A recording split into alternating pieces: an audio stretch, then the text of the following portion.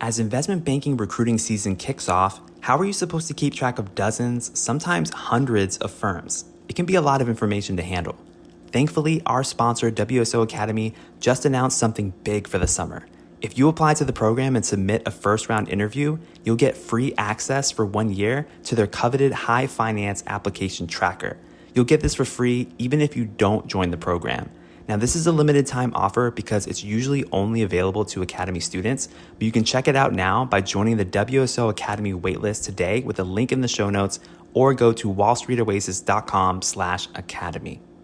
All right. Welcome to Investment Banking Insights. This is the only show dedicated to helping you learn both the technical and non-technical aspects of the investment banking process.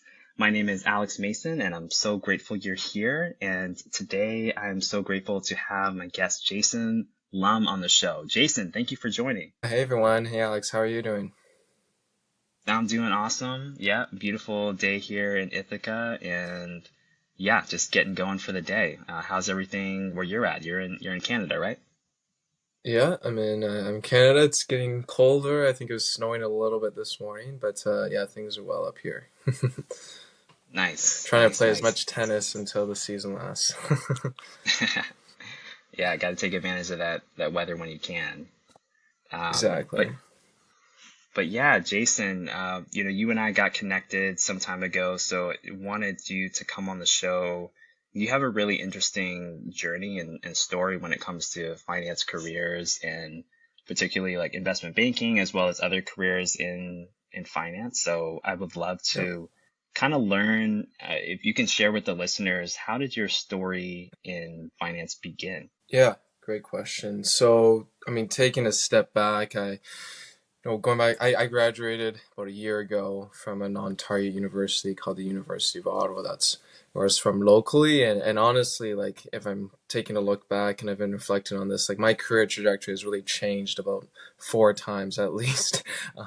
Initially, I thought I was going to become a civil engineer, and then my mom encouraged me to take an odd accounting class in university. And then I studied accounting at U Ottawa, like I mentioned. And initially, after my first year, went down the accounting route, worked in the government with an accounting role, and then I networked pretty early on and landed a PwC second year summer internship in insurance, which I thought was my dream role at the time. And then afterwards, I quickly realized, well, like accounting is not really what it's made up to be. And that's where I tried to dabble my feet into more so finance. And specifically, like one of the club presidents, once again, we go to non-targets. She actually broke into RBC investment banking after her second year PwC internship, and that was really an eye-opener for me. It's like, well, I'm doing the same PwC internship. We're part of the same clubs. We're both pretty intelligent. Perhaps I could make the same leap.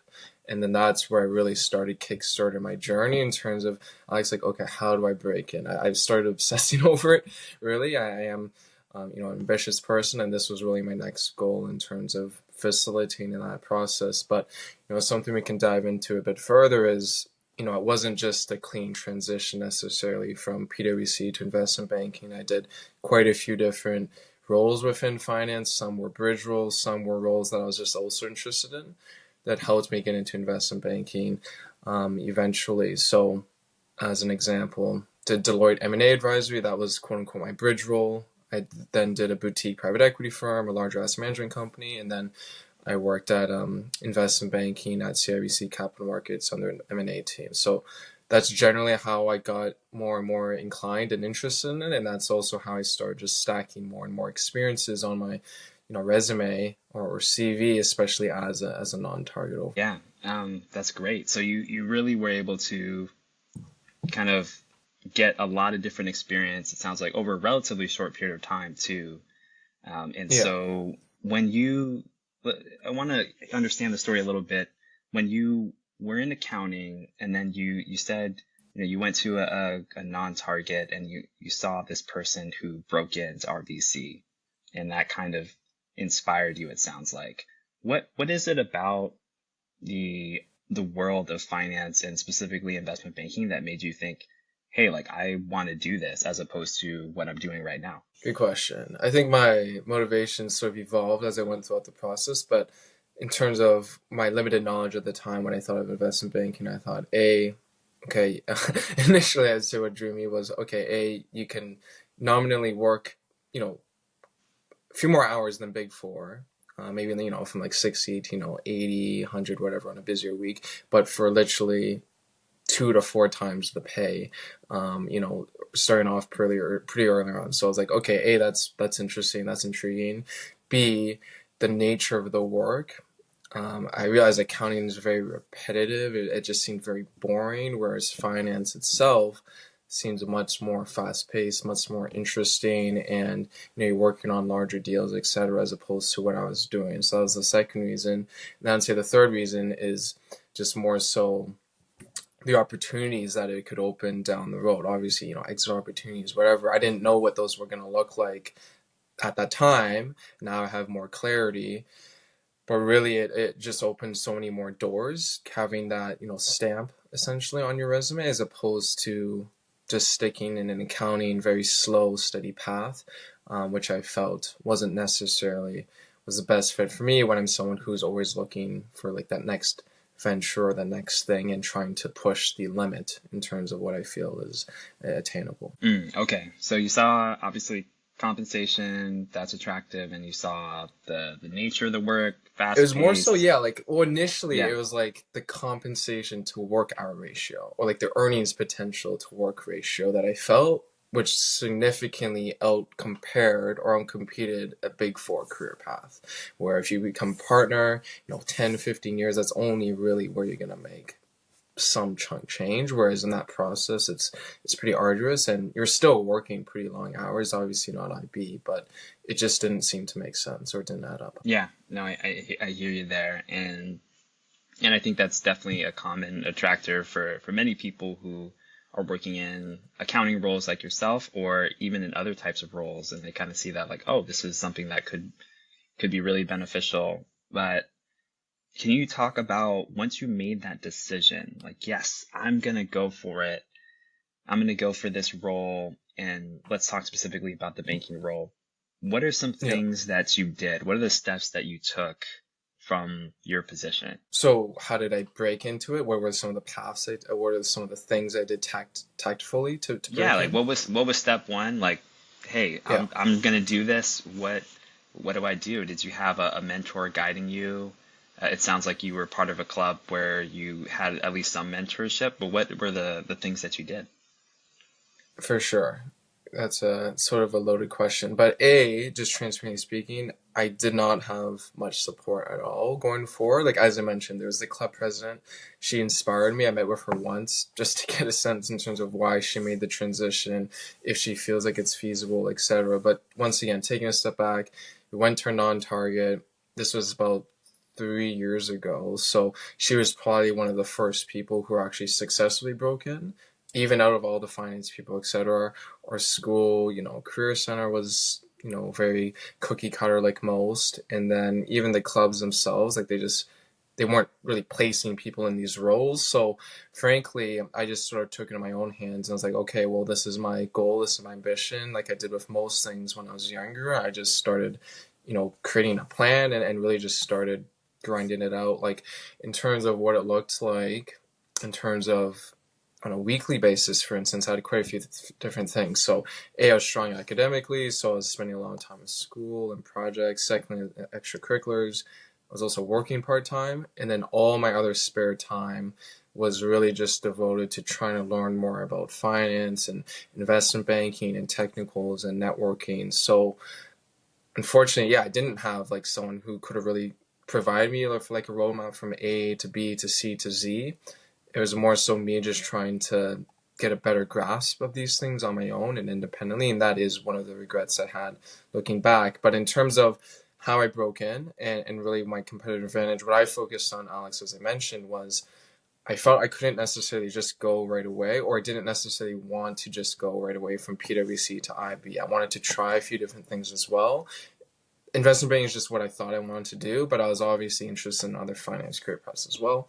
And frankly, I felt like I needed to get more experience anyways. because of the fact that I was in accounting and because I went to a non-target. So my main thing is I was looking at like people's, profiles from Ivy, from Queens, which are more of the target universities up in Canada, at least, quote unquote, the Ivy Leagues. And, a lot of the people, they had the school name, maybe they had the connections, but they frankly didn't actually have much relevant experience. And that's where I felt like I could shine. And as I mentioned before, that's where I then looked into, Deloitte M&A advisory and then other roles within finance, asset management, PE, etc., before making the jump, which was actually pretty seamless for me at the time when I actually did start doing IB recruitment. And I can get into that a bit further. But really, when I had that foundation, when I already had the walls, etc., it was just a matter of sort of putting the roof on top, and all the pieces or all the stars were sort of aligning nicely throughout that process. Nice. And you mentioned earlier you kind of had this M&A advisory role, which you referred to as a bridge role. Could you explain that concept a little bit? Some of the listeners might not be as familiar, and kind of talk about the importance of that for you. Yeah, exactly. So, well, it is what it sounds. So let's just say you're at one point, you're trying to cross, let's say, a river. It's very unfeasible, perhaps, for you to just jump over it, or for you to use a rope. Perhaps you actually like literally need to create like a bridge, which will take some time, but will help you actually transverse the challenge that you're trying to get to. Otherwise, it would never be feasible. So when I looked at my profile, I was like, okay, non-target accounting, have a few accounting internships, PwC, whatever. I felt like if I was going to compete or really have a good chance at this, I didn't feel like I was ready per se. And once again, I was only in second year, so I thought I could get more experience before that. And then the bridge role, I felt, is a way in which I can easily transition from a Big Four accounting role into a more corporate finance role, right? So similar company, just different role, and then have more tangible credibility and hands-on professional experience that I can showcase to finance employers and showcase, hey, I am interested in going from accounting to finance. Look at these steps that I've taken, and improve my track record that way. And I did it with Deloitte M&A advisory. That led to other roles. And then by then, it already started snowballing in terms of the repertoire and the experience I could showcase when I was doing IB recruitment. Nice. And so I love how you kind of just built your resume over time, right? And that's kind of how it works, is you don't necessarily just make this huge leap necessarily. And it can take some time, but it's definitely very doable, and you're proof of that. So once you were ready to go into IB, you had these other roles under your belt. How did that process look for you? Was there a certain strategy that you used? How was the networking? Obviously, now you have these new things on your resume, and that's bolstering you. You have, I'm sure, new stories you can bring up in your interviews. But what were some things that you did to actually land the IB role? Yeah, as it goes back, I think the main thing for sure was, I think there's two main pieces to it, but really my main competitive advantage was getting the relevant experience, and that took time. My first year summer internship, I got an initial role. That's extremely important, right, for all students, I believe. Getting that first experience is even if it's not IB, obviously, it's just like your first one, can be one of the more challenging things because you have nothing to show for. You're competing with second year students, third year students, etc. for your first internship. But thank God I was able to land that early on, and then from there I did the next ones. So frankly, when it actually came to IB recruitment, funny enough, I didn't even have to do networking, and I actually have a few funny stories that we can dive into in terms of how the actual process went. Including missing the superday and having to reschedule that, and also, changing the group that I wanted to do, etc., which is an interesting story we can get into. But really, when I even got into that position, I already had the experiences. So frankly, if I remember, I already had, PwC, the government role, Deloitte M&A advisory, a boutique PE internship in an asset management company. Funny enough, I already found what I was actually interested in from those experiences, which was like more on the real estate PE or investment side. As I mentioned before, I thought I was going to become a civil engineer. I love building things. I didn't even realize that was a niche within finance, like commercial real estate investments. So at that point, my career transition actually changed, and I was like, hey, I'm not even interested in IB that much. If anything, it would have to be real estate investment banking, but longer term, real estate investments is what I want to do from at least a corporate standpoint. I thought initially. Once again, that changed a bit. I knew it for sure. I always wanted to do it entrepreneurially. My family's sort of in that space. But going back to it, so really, I submitted an application for CIBC. I had to do something for my summer internship. I did an 8-month internship before, and I went on vacation and then didn't do any networking. Randomly got an interview, and they were saying, "Hey, by 5 p.m. on this day, you have to confirm your attendance." I was on vacation, so the next day I only saw it, and then I replied to the email, and by then I was like, "Okay, well, I'm assuming I'm not going to get this interview." Like, I didn't respond back. Was sort of bummed out at the same time, didn't really care at that point. And then they're like, no, it's okay. We can still schedule an interview. So mind you, I didn't even do any networking. I just submitted an application. I got it. And then, did the first round interview. We can get into that a little bit. And then there's a few other things that came out throughout the process. But really for me, it was having the professional experience lined up already and having the technical knowledge that I really went through, like through a trial and error process where I was already interview ready. Although the only caveat is I didn't actually network for IB specifically, although I did have to network for my initial roles when I didn't have that track record or experience. PwC as the main one there in terms of how I got in early. But really had the professional experience. That was my gateway towards IB. Didn't have to do much networking for that role specifically. Nice. Okay. Mind you, I already had decent grades, extracurriculars as well. So I looked pretty good on paper. Great. Yeah, and that's awesome, Jason. It sounds like, people may hear this and be like, what? He didn't have to network. And I think that's important to highlight because it sounds like, yeah, it can happen where, in a way, your body of work can start to speak for itself more so, and people can look at the names on your resume, your work experience, they can see your grades, they can see everything and start to give you more credit for your credibility. Right. And so sometimes, yeah, maybe you can kind of get right into that interview phase without necessarily having to do a lot of networking. And I think that's a great example. So that's awesome. I think a lot of people don't have that experience. But usually I think in those cases, there are maybe younger candidates who just simply don't have a lot of work experience or academic experience yet. And so that's great that you highlighted that. I'd love to zoom in a little bit, Jason, on the interview process. Kind of once you got into the CIBC interview process, you said you missed the super day or something like that. Like, yeah, I got to know that story. So, as I mentioned before, I was working at a real estate investment company. This was like probably the first week of my internship in September. And this is when they were doing like recruitment like 12 to 4, like more like 12 months in advance, at least in Canada. Not like the crazier timelines now. But really, I got the first round interview the couple of days after my vacation, did well in it. There was one technical question that almost stumped me, but thank God I like looked at a question very similar to it. Is like an M&A accretion dilution question. It was not in the, those common funding question guides, etc. But they gave you like a bunch of numbers. This is the purchase price. You had to back into like things using the PE ratio and the share price to determine how many shares you're doing, etc. But anyways, got through that. Got invited to super day. The super day was scheduled for like Wednesday at around like 1 p.m. I want to say. But mind you, I was working full time at this new company, so for whatever reason, they planned an investor tour where a lot of high-level investors were meeting with our COO, CFO, etc. And me as the intern, as well as my associate, it was a rainy day. So our COO told us that we have to bring umbrellas, like 40 umbrellas, down Bay Street to provide to these investors in case it rains. The only issue is that we had like a team lunch from 12 to like 1. And then we had to do this right afterwards, which is when my interview was scheduled.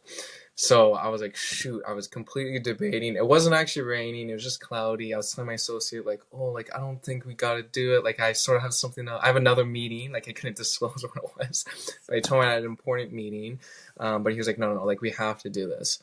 So I was at King Taps, which is a popular place, and I just sent out a random email like 10 minutes before the interview to the HR person. Hey, so sorry, something came up at work. I'm not able to attend the super day. Would we be able to reschedule it in some form? And then got back to me in 5 minutes. He said, yeah, like the MDs are all super busy.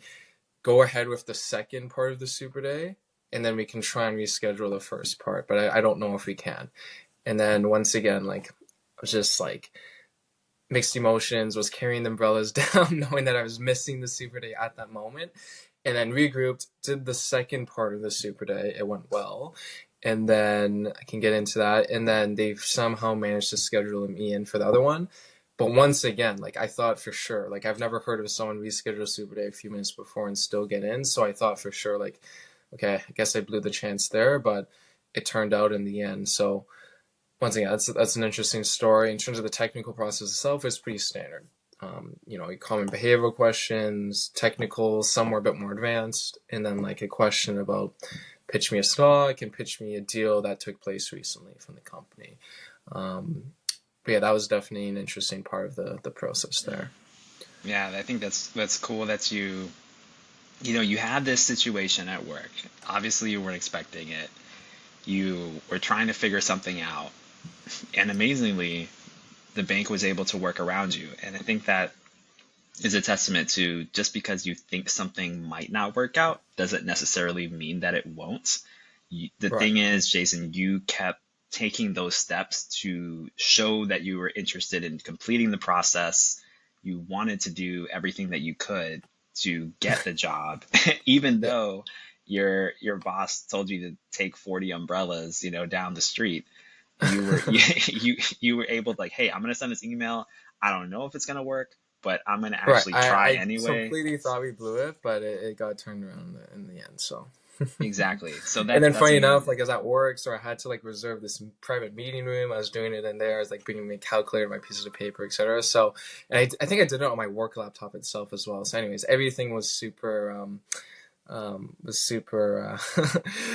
well, anyways, yeah, but it worked out in the end. It was all bootstrapped essentially.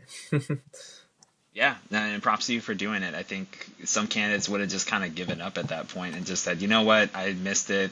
It's not even worth emailing because, banks are so competitive and blah, blah, blah. Sometimes we create these thoughts in our mind that may not actually be true. And so you Right. followed through with that process. But Jason, I appreciate you sharing that story. Obviously, things worked out. You got the role. Uh, can you tell me some advice that you have for candidates pursuing banking? Obviously, there's the standard stuff, right? Study your technical, study behaviorals, those kinds of Yeah. things. But what do you think, especially for people who are new to this field, pursuing an analyst role or an associate role, what are some key takeaways you could share with us here in these last few minutes? For sure. I'd say 2 or 3 points. Firstly, the earlier you start, the better. You can never be too early with recruitment.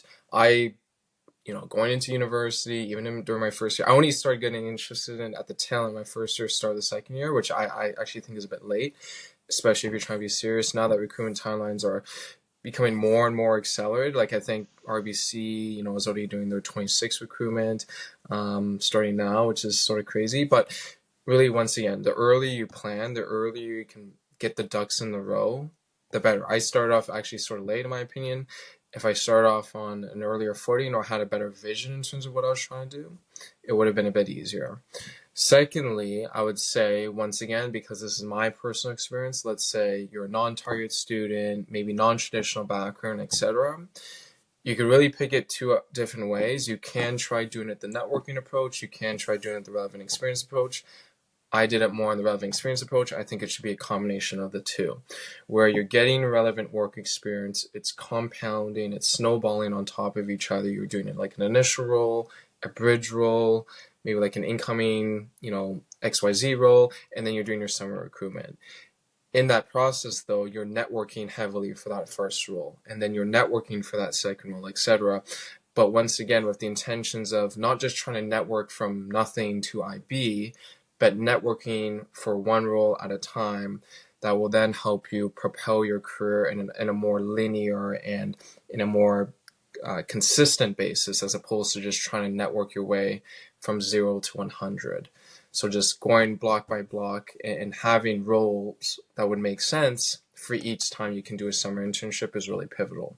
And once again, like if you really think of it, you do have to be realistic. Throughout the process, I had multiple doubts. I thought, okay, like things on the inside seem to be working. I do see the value, but once again, like I didn't know if I would get in for sure. And obviously things came up. So the last piece of advice on mine is, once again, like had zero resources, did not have good connections, did not have good schooling, etc. When it came to technical prep or a few different other items, I realized that I just wasted a lot of time, Alex, through the process. And one of my regrets, and this is still a regret, even the fact that I got in, right? If I didn't get in, then it would have been devastating. But if I didn't, even though I got in, I still regret the way in which I went about the process in terms of the delivery, right? Like, sure, once again, getting the experiences, doing the networking is great. But when it came to studying for technicals or networking or behavioral questions, it was as if I'm a student trying to study my whole way through my semester, through like 5 courses, let's say, and I'm just going through each different textbook on my own. Like a 500-page textbook per topic. I don't know where to start. I don't really know what questions or concepts are relevant or not. I'm just flipping through like some of the key summary chapters and then the questions and answers at the back, as opposed to how a student would typically learn, which is having a professor at university teaching them week by week, breaking down the concepts, and then giving you practice questions or practice exams, right? Like, once again, I'm sure that's how you probably study more effectively, Alex, when it came to university or your exams, as opposed to just trying to go through textbooks alone, right? But when it comes to recruitment, myself included and a lot of other people, we just put it into our own hands and we think that, the 400 IB questions or just learning everything on your own is the only way.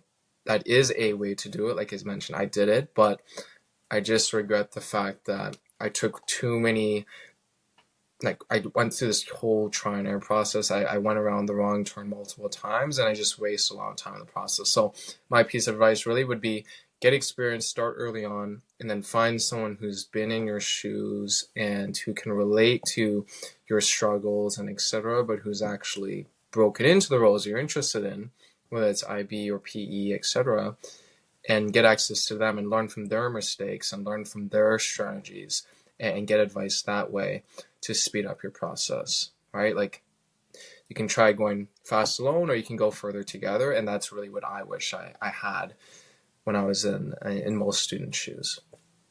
Yeah, I think that's really great advice, Jason. It's always better if you work with someone who has been in your shoes, who can kind of guide you down that path, ideally just a couple of steps ahead of you, so they can give you that insight. And so I appreciate that answer, Jason. And kind of as we wrap up, I'd love to give you an opportunity to share with the listeners more about what you do right now. What kind of things are you doing to help students, to help professionals, kind of break into IB as well as other finance fields? 100%. Yeah, as I mentioned, Alex, like, once again, my career trajectory has changed multiple times. Thought I was going to be doing accounting, got a bunch of different finance experiences within IB, PE, even corp dev type roles when I was working at another company. And as I mentioned, like, I thought this could be better. Like, I'm sure there's other students who are in my shoes. This was, mind you, during like COVID. The economy was not great as well. There has to be a better way. And really, I started to try and solve a problem that I already had, but for other students. So my last year of university, I started something called JHL Consulting Group, where our whole goal was to help non-target students. I thought specifically just at like my university, perhaps. We now have people within Canada, US, and UK, among others, get into top finance roles specifically for students who go to non-target universities. So in the past year and a half or so, when I was even doing full-time school in my last year, as well as full-time work, I've been working on this in terms of helping students break in successfully. And we've helped over 150 plus students to date and have gotten strong placements in top banks, bulge brackets, elite boutiques, etc., in high finance roles as well. So yeah, it's been an exciting journey. I'm actually doing this full time currently, in addition to some other real estate entrepreneurial ventures. But it's been a wild ride. And once again, whenever I started something, whether it's getting that next internship or even starting this, as long as you start those baby steps and stay consistent, the payoff and the outcome or the fruit of your labor will appear, even if it's down the road. And I've seen that through every single opportunity so far. That's great. So we'll continue with that. And really, once again, our vision is to probably help at least 500 plus students in the next year or so get into top roles, whether it's Wall Street, Bay Street, etc. Awesome. Yeah. Well, thank you for that, Jason. I appreciate, again, you coming on the show and sharing your story, sharing some advice for people listening. And, we'll put a link to you and your company in the show notes so listeners can get easy access to that. But thank you again, and really appreciate your time today. It was a pleasure, Alex, and it was great meeting with you, and I'm happy to connect with some of your listeners as well. See who can help.